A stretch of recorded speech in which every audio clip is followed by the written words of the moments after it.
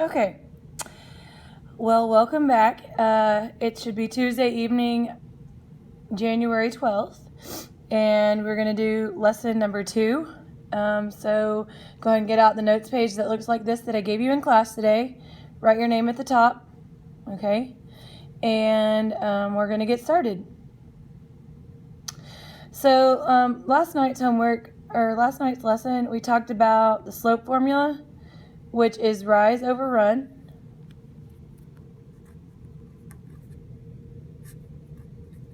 Okay, so if you want to just make a little note about that at the top, M equals rise over run. M is the slope. And just to review, the way that we find rise over run is we find 2 points. For instance, this point, negative 6 and 8, and 0 and 4. Okay, and what we do is we draw a kind of a triangle that shows the distance between them. And we first measure starting with the point at the left, the farthest left, the rise. Okay, so how far up and down did it move? So this one moved 1, 2, 3, 4, and it's negative 4 because it went down. That's the rise. And the run is 1, 2, 3, 4, 5, 6.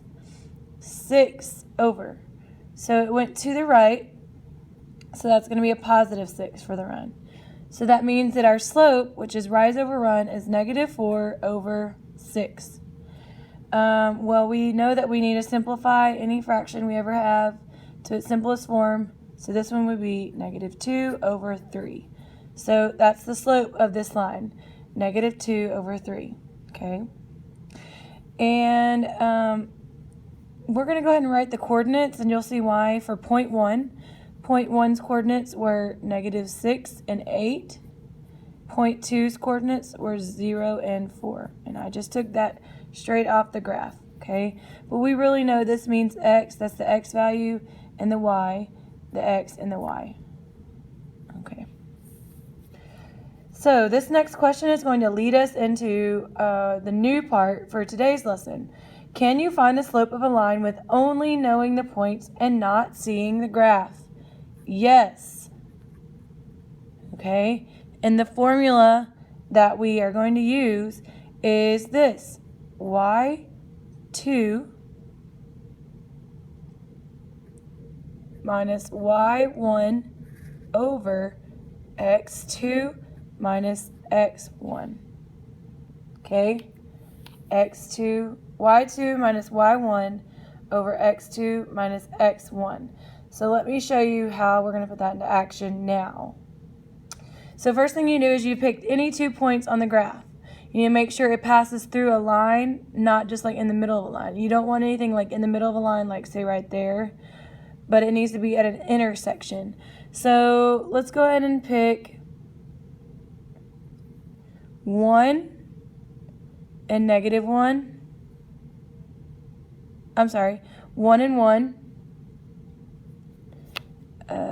So right there, and then let's pick 0, negative 2, this line. Okay, so the furthest point to the left is this one. So we're going to just put down the coordinate pair for that, the ordered pair for that. So you always put your x value and then your y. So the x value here is 0, and the y value is negative 2. Again, x and y. And on this one, it's going to be the x value is 1, and the y value is also 1. Okay, so here's how we use our formula up here. y2 minus y1. So your first ordered pair is point 1. This is y1 and this is x1. This is x2 and y2. So now you just do you have to subtract. So this triangle in math, it means change in.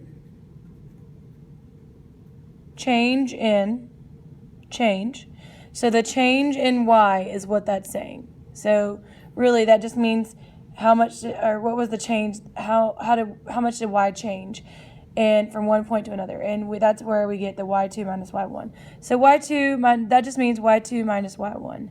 y2 minus y1. So 1 minus negative 2. Well, we know with our integer rules, when we're subtracting, we can keep, flip, and change. Okay, KFC, leave, change. So that ends up being 1 plus positive 2, which is a positive 3. Okay, now we're going to find the change in x. x2 minus x1.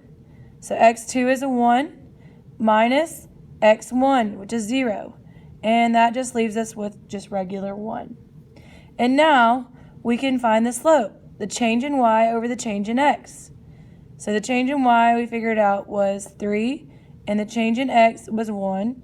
So our slope is 3.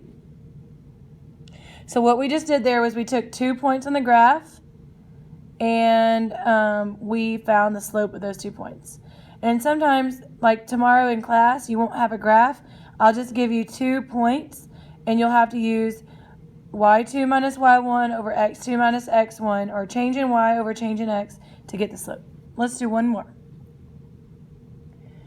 Okay, so on this one, we're going to go with this point right here, which is the furthest left point that I'm going to use, negative 4 and 0. You could pick any, but I'm going to pick these.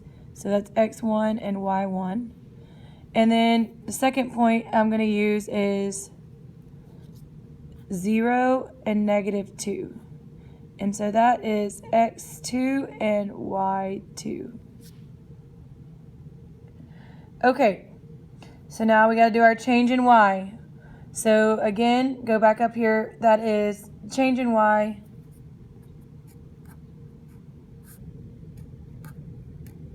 So the change in y is y2 minus y1.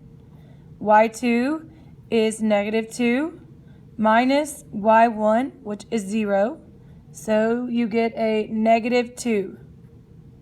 Okay. And now we got to get our change in x. A change in x is x2 minus x1. So x2 is 0 minus x1, negative 4. So subtraction rule says keep, flip, change. This becomes a positive 4. So now change in y is negative 2 over a change in x was 4. And we can simplify that down to 1 over 2. And remember, this was negative, so we're going to keep that negative sign there. So our slope is negative 1/2, which makes sense because it's a negative slope. Nice negative. Over here, we had a positive slope. So let's just review here. Rise over run was what we learned last night. And now we have changed that into y2 minus y1 over x2 minus x1. And also you might see that as change in y over change in x. And that will give you the slope, which we remember is the m, lowercase m. Okay, so now what I want you to do is I want you just to practice on these 8 problems down here. It's really easy. I want you to practice remembering your integer rules for subtraction, which is leave, change. Just fix that to say leave, change, or KFC.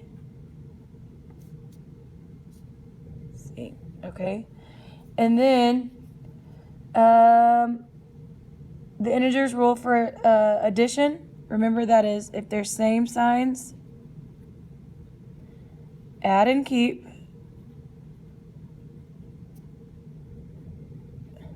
Different signs, subtract.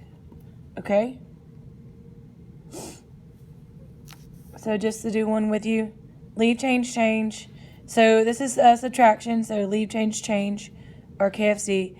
Leave, change.